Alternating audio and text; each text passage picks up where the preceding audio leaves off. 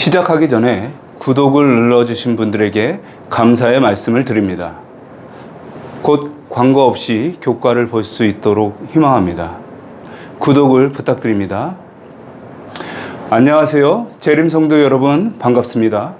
고북나눔교회 박석호 목사입니다. 오늘도 방송에 참여하신 여러분 삶에 하나님의 사랑이 임하기를 간절히 바랍니다. 이번 주는 제3과입니다. 험난한 시작. 기억절 말씀은 이스라엘의 하나님 여호와께서 이렇게 말씀하시기를 내 백성을 보내라. 그러면 그들이 광야에서 내 앞에 절기를 지킬 것이니라 하셨나이다. 바로가 이르되 여호와가 누구이기에 내가 그의 목소리를 듣고 이스라엘을 보내겠느냐. 나는 여호와를 알지 못하니 이스라엘을 보내지 아니하리라. 출애굽기 5장 1절에서 2절. 우리는 종종 이렇게 생각하곤 합니다. 하나님을 믿고 그분의 뜻대로 살면 축복이 넘치고 문제는 사라지고 성공과 기쁨이 따를 것이다. 물론 하나님은 우리를 사랑하시고 축복하시며 선한 길로 인도하시는 분이십니다. 그러나 성경은 우리에게 중요한 진리를 가르쳐 줍니다. 하나님의 뜻을 따르는 삶이 언제나 쉽고 평탄한 길은 아니라는 사실입니다. 오히려 하나님께 순종하는 순간부터 예상치 못한 장애물과 새로운 어려움이 시작되는 경우도 많습니다. 왜 그럴까요? 이 질문은 신앙생활을 하며 누구나 한 번쯤 마주하게 되는 매우 현실적인 고민입니다. 하나님의 부르심을 받았던 모세 역시 같은 현실을 경험했습니다. 하나님께서 모세를 직접 부르셨고 분명하고 구체적인 사명을 주셨습니다. 기적이 따랐고 하나님의 임재가 함께 했으며 사명의 목적 또한 분명했습니다. 그 사명에는 아무런 의심의 여지가 없었습니다. 하지만 그 사명을 감당하는 여정은 결코 쉬운 길이 아니었습니다. 애굽의 왕 바로는 완강히 거부했고 이스라엘 백성들조차 모세를 신뢰하지 않았으며 심지어 모세 자신도 처음에는 그 부르심을 감당할 자신이 없었습니다. 하나님의 뜻에 순종했지만 곧장 고난과 마주했던 것입니다. 이제 우리는 모세의 여정을 요일별로 나누어 구체적으로 살펴보려 합니다. 그 과정을 통해 하나님을 따르는 길 위에 우리가 겪는 시련의 그 의미와 그 안에 담긴 하나님의 계획을 함께 살펴보려고 합니다. 일요일 소지 여호와가 누구냐? 출애굽기 5장 2절에 바로가 이르되 여호와가 누구이기에 내가 그의 목소리를 듣고 이스라엘을 보내겠느냐? 나는 여호와를 알지 못하니 이스라엘을 보내지 아니하리라. 모세가 하나님의 부르심을 받고 내 백성을 보내라는 말씀을 가지고 바로 앞에 섰을 때 그는 단호한 거절과 함께 뼈아픈 질문을 마주합니다. 여호와가 누구간데 내가 그의 말을 듣겠느냐? 이 질문은 단순한 무지에서 나온 것이 아닙니다. 이것은 하나님의 존재와 권위를 정면으로 도전하는 말이었습니다. 무신론의 영의 고백이며 모든 반역의 뿌리입니다. 그는 하나님의 존재를 알고 싶지도 않았고 인정하고 싶지도 않았던 것입니다. 이 말은 곧 나는 하나님의 권위 아래 있지 않겠다라는 선언인 것입니다. 예수님은 요한복음 17장 3절에서 이렇게 말씀하셨습니다. 영생은 곧 유일하신 참 하나님과 그가 보내신 자 예수 그리스도를 아는 것이라고. 그러므로 하나님을 모른다라는 말은 단순한 무지가 아니라 영원한 생명을 거부하는 비극적인 선언입니다. 성경 속 애굽은 하나님을 부정하고 그분의 백성을 억압하며 말씀을 거부하는 세력의 표상입니다. 바로는 스스로를 신의 아들이라고 여겼고 인간 권력의 절정을 자랑했습니다. 각 시대의 대쟁투는 이렇게 말합니다. 그러므로 애굽으로 표상된 나라는 살아계신 하나님의 명령을 부정하는 일에 애굽과 유사한 말을 하고 애굽과 마찬가지의 불신과 반역의 정신을 나타내게 될 것이다. 각시대 대쟁투 269페이지. 이 반역의 정신은 단지 고대에만 있었던 것이 아닙니다. 프랑스 혁명 때 한 사제가 다음과 같은 모독적인 말을 합니다. 하나님이여, 당신이 참으로 존재한다면 당신의 훼손된 이름을 위하여 복수해보라. 나는 당신께 도전한다. 당신은 침묵을 지키고 있구려. 당신은 감히 격놓지 못하는군. 이제 후로 누가 당신의 존재를 믿겠는가? 대쟁투 274쪽. 이 말은 여호와가 누구냐는 바로의 말이 수천 년 후에도 살아있었다라는 사실을 보여줍니다. 세상은 하나님의 침묵을 무력함으로 오해합니다. 하지만 하나님은 반드시 그분의 때에 그분의 방법으로 응답하십니다. 바로는 나는 여호와를 알지 못하니 라고 말했지만 하나님은 곧 10가지 재앙을 통해 하나님이 누구신지를 뼈저리게 알게 합니다. 그리고 하나님은 반복해서 이렇게 말씀하십니다. 내가 여호와인 줄을 알리라. 그 말은 오늘 우리에게도 동일하게 울려 퍼집니다. 하나님은 지금도 세상 가운데서 우리의 삶 가운데서 당신이 누구신지를 드러내고 계십니다. 사랑하는 재림 성도 여러분, 오늘도 세상은 여전히 묻습니다. 여호와가 누구냐? 그리고 그 질문은 종종 조롱과 불신, 도전이 담겨 있습니다. 그러나 우리는 이렇게 고백해야 합니다.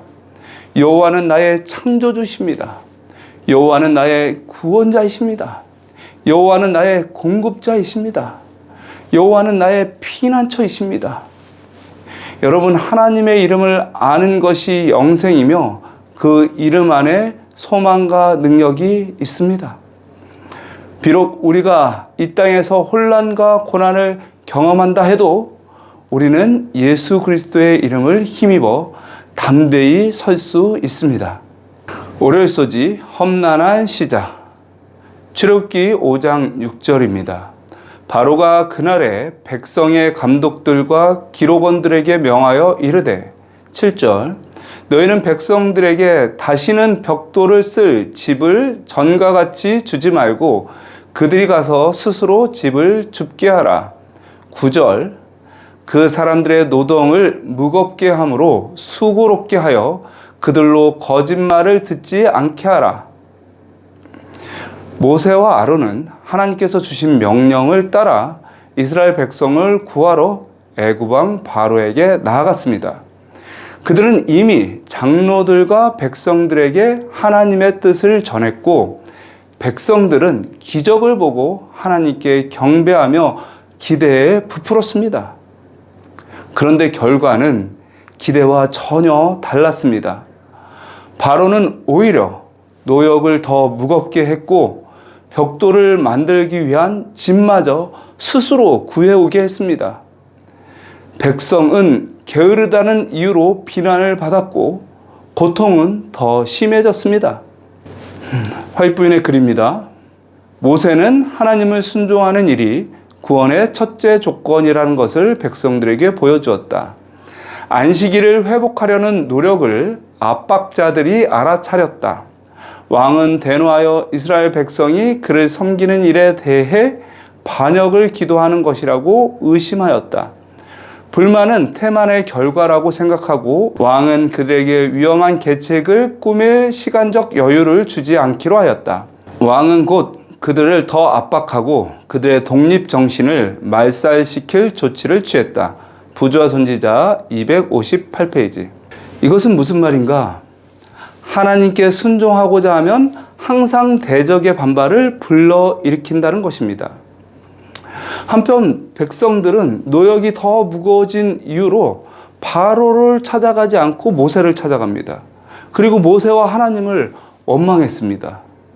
출애굽기 5장 21절에 그들이 이르되 너희가 우리를 바로의 눈과 그의 신하의 눈에 미운 것이 되게 하고 그들의 손에 칼을 주어 우리를 죽이게 하는도다. 여호와는 너희를 살피시고 판단하기를 원하노라. 이 말씀은 얼마나 비통한 오해입니까? 모세는 그들을 해방시키기 위해 나섰지만 정작 그들은 모세 때문에 상황이 나빠졌다고 여깁니다. 하나님께 순종했는데 백성은 오히려 등을 돌립니다. 모세와 아론은 바로와의 싸움만이 아니라 자기 백성들과의 갈등도 감당해야 했습니다. 우리도 선을 행하려고 할 때에 사람들의 오해와 반대를 경험할 수 있습니다. 교회에서, 가정에서, 직장에서 하나님의 뜻대로 살려고 하면 할수록 외면과 갈등이 따르기도 합니다. 우리가 선한 일을 시도할 때 반드시 순조롭지만은 않다는 것입니다. 그래서 우리가 기억해야 할 중요한 진리는 하나님의 사명은 즉각적인 결과보다 인내와 믿음을 요구하는 과정이라는 것입니다. 예수님도 진리를 전하실 때 박해와 배척을 받으셨습니다. 바울도 복음을 전하다 수없이 매를 맞고 감옥에 갇혔습니다. 그러나 그들은 포기하지 않았습니다. 그리고 끝내 하나님의 뜻을 이루었습니다. 우리도 마찬가지입니다. 지금은 비록 힘이 들어도 포기하지 않는다면 실패함이 없는 하나님의 능력과 섭리를 반드시 경험하게 될 것입니다. 화요소지 나 여호와 너의 하나님이. 모세의 형편은 참으로 불쌍했습니다. 바로에게는 거절과 무시를 경험했고 자기 백성들에게 원망과 저주를 들어야 했습니다. 절망에 빠진 모세는 하나님께 이렇게 하소연합니다. 출애굽기 5장 22절입니다. 모세가 여호와께 돌아와서 아뢰되 주여 어찌하여 이 백성이 학대를 당하게 하셨나이까? 어찌하여 나를 보내셨나이까? 23절에 내가 바로에게 들어가서 주의 이름으로 말한 후부터 그가 이 백성을 더 학대하며 주께서도 주의 백성을 구원하지 아니하시나이다. 여러분, 이 기도는 불만이 섞여 있지만 마음속 깊은 곳에서 나오는 호소이며 신앙 안에서 드리는 절규입니다. 성경에는 이렇게 하나님께 토로한 인물들이 많이 있습니다. 다윗은 시편에서 여호와여 어찌하여 멀리 서시며 환난 때에 숨으시나이까? 라고 묻습니다. 엘리야는 자기 자신은 광야로 들어가 하룻길쯤 가서 한 로뎀 나무에 앉아 죽기를 원하여 이르되 여호와여 넉넉하오니 지금 내 생명을 거두시옵소서. 나는 내 조상들보다 낫지 못하나이다 하고 라고 탄식합니다. 여러분, 진실한 신앙은 고통 속에서도 하나님 앞에 정직하게 나아가는 것입니다. 하나님은 그런 기도를 정죄하지 않으십니다. 오히려 그 기도를 통해 하나님의 응답이 시작됩니다. 출애굽기 6장 1절에 보시면 하나님께서 이렇게 말씀하십니다. 여호와께서 모세에게 이르시되 내가 바로에게 하는 일을 내가 보리라. 강한 손으로 말미암아 바로가 그들을 보내리라. 강한 손으로 말미암아 바로가 그들을 그 땅에서 쫓아내리라. 이제 하나님은 말씀만이 아니라 행동하실 때가 되었음을 선언하십니다. 그리고 모세에게 다음과 같은 신학적 진리를 다시금 상기시키십니다. 출애굽기 6장 2절에 하나님이 모세에게 말씀하여 이르시되 나는 여호와니라. 3절에 내가 아브라함과 이삭과 야곱에게 전능의 하나님으로 나타났으나 나의 이름을 여호와로는 그들에게 알리지 아니하였고 4절에 가나안 땅 곧 그들이 거류하는 땅을 그들에게 주기로 그들과 언약하였더니 5절에 이제 애굽 사람이 종으로 삼은 이스라엘 자손의 신음소리를 내가 듣고 나의 언약을 기억하노라. 여기 보시면 하나님의 자기 계시가 나옵니다. 그것은 나는 여호와니라 라는 말씀입니다. 그리고 하나님은 반복해서 나는 이라고 말씀하십니다. 나는 여호와니라. 나는 아브라함과 이삭과 야곱에게 나타났다. 나는 그들과 언약을 세웠다. 나는 너의 신음을 들었다. 나는 그 땅을 너희에게 주기로 했다. 이 선언은 하나님의 신실성과 구속의 본질을 밝히는 선언입니다. 그분은 약속을 기억하시며 지금도 우리의 신음을 듣고 구원의 손길을 내미시는 분이십니다. 게다가 하나님은 단순히 위로만 하는 것이 아닙니다. 출애굽기 6장 6절에서 7절에 하나님은 백성을 위해 4가지 강력한 행동을 약속하십니다. 그러므로 이스라엘 자손에게 말하기를 나는 여호와라. 내가 애굽 사람의 무거운 짐 밑에서 너희를 빼내어 그들의 노역에서 너희를 건지며 편팔과 여러 큰 심판들로서 너희를 속량하여 너희를 내 백성으로 삼고 나는 너희의 하나님이 되리니 나는 애굽 사람의 무거운 짐 밑에서 너희를 빼낸 너희의 하나님 여호와인 줄을 너희가 알지라. 너희를 애굽 사람의 무거운 짐 밑에서 빼내어 라고 말씀하신 것은 고통 속에서 건지시는 하나님을 보여주시는 것입니다.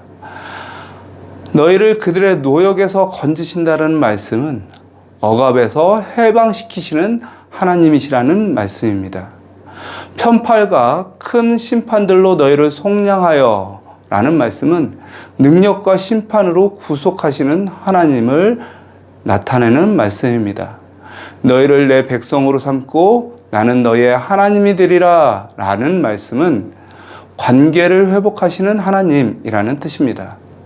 하나님은 단순히 고난을 제거하시는 분이 아니라 그 고난을 통해 자신을 나타내시고 백성들과의 관계를 회복하시며 그들의 정체성을 다시 세워 주십니다. 우리는 고통 중에서도 하나님께 부르짖을 수 있습니다.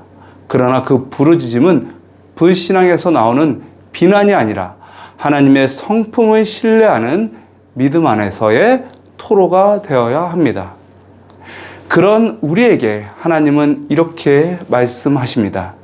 나는 여호와다. 내가 너희를 구원하고 회복시키고 내 백성으로 삼을 것이다. 이 말씀이 우리의 위로와 소망이 되기를 간절히 바랍니다. 수요 소지입니다. 할례 받지 않은 입술. 출애굽기 6장 9절입니다. 모세가 이와 같이 이스라엘 자손에게 전하나 그들이 마음의 상함과 가혹한 노역으로 말미암아 모세의 말을 듣지 아니하였더라. 히브리인들은 오랫동안 노예 생활을 하며 하나님의 구원을 기다렸습니다. 이제 드디어 하나님께서 모세를 통해 역사하실 때가 왔다고 기대했지만 현실은 오히려 더 나빠졌습니다. 벽돌 만들 때 집도 안 주고 노동은 2배가 되었습니다. 바로의 억압은 더 잔혹해졌습니다. 그래서 백성들은 마음이 상하여라고 표현되어 있는 것처럼 마음이 상했습니다. 그래서 모세의 말을 듣지 않았습니다. 그들은 더 이상 희망의 말에 반응할 수 없는 상태에 이르게 된 것입니다. 때때로 우리도 그렇지 않습니까? 오랜 시간 기도하고 기다렸지만 변화는 없고 희망조차 기대하지 못할 만큼 마음이 지쳐 있을 때 하나님의 말씀이 힘이 되지 않는 순간이 우리에게도 있습니다. 참 힘든 상황인 것입니다. 한편 모세는 하나님의 명령을 따라 백성에게 말씀을 전했지만 거절당했습니다. 그리고 다시 여호와 앞에서 말합니다. 출애굽기 6장 12절입니다. 모세가 여호와 앞에 아뢰어 이르되 이스라엘 자손도 내 말을 듣지 아니하였거든 바로가 어찌 들으리이까? 나는 입이 둔한 자니이다. 여기서 입이 둔한 자니이다 라는 말은 사명을 수행하지 못하는 무능한 입술을 의미하는데 이와 비슷한 표현으로 예레미야 6장 10절에 할례 받지 못한 귀, 예레미야 9장 26절에 할례 받지 못한 마음 등이 있습니다. 다시 말해 모세는 말이 서툴고 설득력이 없으며 사람들을 움직일 능력이 없다고 고백하는 것입니다. 모세는 하나님 앞에서 다시 한번 자신의 부족함을 핑계 삼는 것입니다. 하지만 여기서 중요한 사실은 하나님께서는 그런 모세를 책망하지 않으셨고 오히려 다시금 그에게 명령을, 사명을 주셨다는 것입니다. 출애굽기 6장 13절에 여호와께서 모세와 아론에게 말씀하사 그들로 이스라엘 자손과 애굽 왕 바로에게 명령을 전하고 이스라엘 자손을 애굽 땅에서 인도하여 내게 하시니라. 하나님은 연약함 속에서 당신의 능력을 드러내십니다. 말이 부족한 자, 낙심한 자, 불신 가운데 있는 자를 통해서도 하나님의 구속의 역사는 계속됩니다. 그리고 하나님의 구원의 역사는 반드시 과정이 필요합니다. 하나님은 당신의 백성을 연단하시고 준비시키는 시간을 사용하십니다. 부조와 선지자는 이렇게 기록하고 있습니다. 히브리인들은 아무런 신앙의 시련이나 실제적 고통과 어려움 없이 자유를 얻기를 기대해왔다. 그러나 그들은 아직 해방될 준비가 되어 있지 않았다. 그들은 하나님께 대한 신앙이 거의 없었으며 그분이 그들을 위하여 일하시기에 적당하다고 보실 때까지 그들의 고통을 참을성 있게 견디기를 좋아하지 않았다. 많은 사람은 낯선 땅으로 이주하는 데 따르는 고난을 당하기보다는 차라리 노예 상태로 머물러 있는 것을 만족하게 여겼다. 부조 선지자 260조. 이 말씀을 통해서 보면 신앙의 길은 고난이 없는 길이 아니라 고난 가운데서도 하나님을 신뢰하고 순종하는 길임을 깨닫습니다.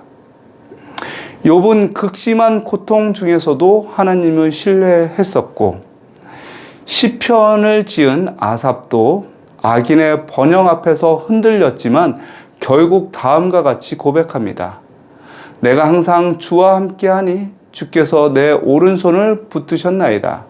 주의 교훈으로 나를 인도하시고 후에는 영광으로 나를 영접하시리니 하늘에서는 주 외에 누가 내게 있으리요. 땅에서는 주밖에 내가 사모할 이가 없나이다. 내 육체와 마음은 쇠약하니 하나님은 내 마음의 반석이시요 영원한 분깃이시라. 시편 73편 23절에서 26절. 또한 하나님께서는 모세에게 이렇게 말씀하셨습니다. 너희를 내 백성으로 삼고 나는 너희의 하나님이 되리라. 출애굽기 6장 7절. 이것은 단지 이스라엘에게만 해당되는 말씀이 아닙니다. 오늘 우리 각자에게 주시는 개인적인 언약입니다. 그러므로 우리가 낙심할 때도, 많이 부족할 때도, 사람들이 우리의 말을 듣지 않을 때도 하나님이 여전히 우리와 함께 하심을 기억하셨으면 좋겠습니다. 주님께서 말씀하십니다. 두려워하지 말라. 내가 너와 함께 함이라. 내가 너를 굳세게 하리라. 참으로 너를 도와주리라. 이사야서 41장 10절. 내가 세상 끝날까지 너희와 항상 함께 있으리라. 마태복음 28장 20절. 지금은 비록 우리의 마음이 상해서 아무 말도 들리지 않고 아무 일도 일어나지 않는 것처럼 보일지라도 하나님은 여전히 우리를 붙드시며 결코 포기하지 않으십니다. 목요일소지 바로에게 신같이. 출애굽기 6장 29절에 여호와께서 모세에게 말씀하여 이르시되 나는 여호와라. 내가 내게 이르는 바를 너는 애굽 왕 바로에게 다 말하라. 하나님은 다시 한번 모세에게 당신을 여호와라고 소개합니다. 이 이름의 의미는 언약을 맺으신 인격적이고 친밀하신 하나님이라는 뜻입니다. 이 말씀은 하나님께서 단지 이스라엘을 구출하시는 능력의 하나님만이 아니라 그들과 깊은 관계를 맺고 계시는 하나님이라는 사실을 보여주는 것입니다. 그리고 바로 이 관계 때문에 하나님은 모세를 다시금 부르십니다. 낙심하고 자신 없는 모세에게 하나님은 포기하지 않으시고 다시 애굽 왕 바로에게 가라고 명령하시는 것입니다. 그때 모세는 이렇게 말합니다. 출애굽기 6장 30절입니다. 모세가 여호와 앞에서 아뢰되 나는 입이 둔한 자이오니 바로가 어찌 나의 말을 들으리이까. 수요 소재에서도 잠시 살펴봤지만 더 구체적으로 입이 둔한 자의 히브리어 원문은 아랄 세파타임, 직역하면 무알라의 입술이라는 말입니다. 이 말은 단순히 언어 장애나 말재주가 부족한 것을 말하는 것은 아닙니다. 자기 자신이 하나님의 일에 부적합하다는 깊은 자기 불신을 나타냅니다. 모세는 여전히 자기의 약점에 사로잡혀 하나님의 부르심을 회피하고자 합니다. 그러나 하나님은 이미 모세의 부족함을 아셨습니다. 그래서 모세에게 아론을 붙여주십니다. 그리고 결정적인 말씀을 하십니다. 출애굽기 7장 1절에 여호와께서 모세에게 이르시되 볼지어다 내가 너를 바로에게 신같이 되게 하였은즉 내 형 아론은 내 대언자가 되리니. 여러분, 이것은 놀라운 선언입니다. 하나님께서 모세를 바로에게 있어 하나님 같은 존재로 삼으셨다. 아론을 선지자, 즉 모세의 대변자로 세우셨다는 것입니다. 이것은 선지자의 본질적인 역할을 보여줍니다. 하나님의 말씀을 받아 백성에게 전하고 해석하는 대언자. 모세는 하나님으로부터 듣고 아론은 그 말씀을 백성에게 전달합니다. 여러분, 이 구조는 곧 하나님, 선지자, 백성이라는 성경 전체를 관통하는 계시의 틀을 보여주는 것입니다. 하나님은 모세에게 미래에 벌어질 일을 미리 말씀하십니다. 바로는 완고할 것이며 그의 마음을 강팍하게 하실 것이라는 경고입니다. 그리고 하지만 끝은 분명합니다. 출애굽기 7장 5절에 내가 내 손을 애굽 위에 펴서 이스라엘 자손을 그 땅에서 인도하여 낼 때에야 애굽 사람이 나를 여호와인 줄을 알리라 하시매. 하나님의 계획은 실패하지 않습니다. 바로의 완고함조차 하나님의 주권과 영광을 드러내는 도구가 됩니다. 부자의 선지자에는 다음과 같은 말씀이 나옵니다. 여호와께서 하신 다음의 말씀은 절대적인 명령이었다. 너는 그에게 말하고 그 입에 말을 주라. 내가 내 입과 내 입에 함께 있어서 너의 행할 일을 가르치리라. 그가 너를 대신하여 백성에게 말할 것이니 그는 내 입을 대신할 것이요 너는 그에게 하나님같이 되리라. 너는 이 지팡이를 손에 잡고 이것으로 이적을 행할지니라. 그는 변명할 여지가 없었기 때문에 더 이상 저항할 수 없었다. 부자 선지자 254페이지.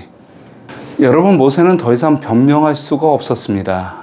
왜냐하면 그 말씀은 하나님의 권위를 가지고 있었기 때문에 그렇습니다. 그는 결국 하나님의 말씀에 순종하여 나아가게 되었습니다.